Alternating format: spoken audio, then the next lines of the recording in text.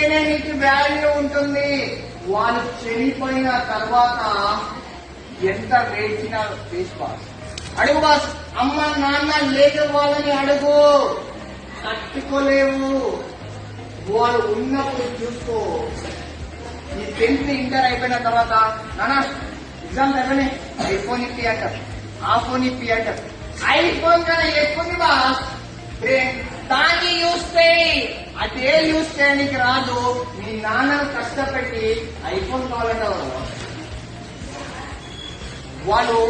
రూపాయి ఇంకోటి ఏదైనా ఫంక్షన్స్ వస్తే, పెళ్లి వస్తే, పండుగ వస్తే ఫస్ట్ వాళ్ళు వేసుకోరు బట్టలు. నా కూతురు వేసుకుంటే చాలు అనుకుంటా. పైసలు లేకుంటే వాళ్ళ ఆ సేటు దగ్గర వెళ్ళి సెటో ఒక 10,000 రూపాయలు మా ఊరిలో జాతర వచ్చిన పిల్లలు చేసుకోవాలి అని అడుక్కొని వస్తాడు బాస్. మనము అదే పైసలతో ఎంజాయ్ చేస్తాం. వాళ్ళు ఎండనక వాననక రాత్రి పగలు కష్టపడుతున్నారు. నువ్వు 10 నిమిషాలు ప్రేరణ నిలబడు అంటే ఈ వేడికే తట్టుకుంటలేవు. వాళ్ళు పొద్దున్న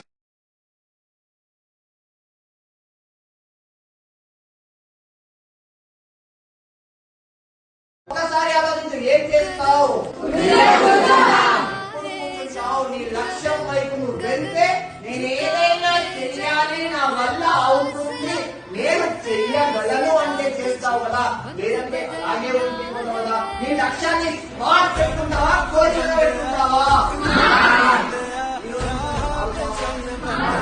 నీలో పట్టుదల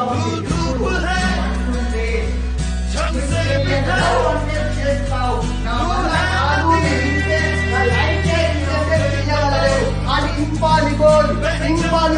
పాల్గొని చేయాలి. ఈ రోజు నుంచి చెయ్యగలలేవు అంటే వాటనాలి.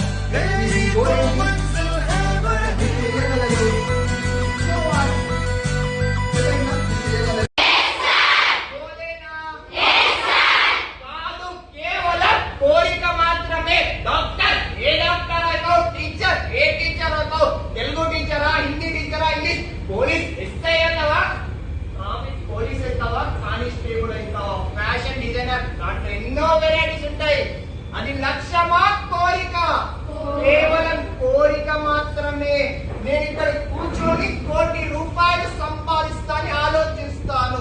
1 కోటి రూపాయలు అది కోరిక లాగానే ఉంటుంది. లక్ష్యం అనేది ట్రై చేస్తే, దాని గురించి తెలుస్తేనే ఏదైనా చేస్తావు.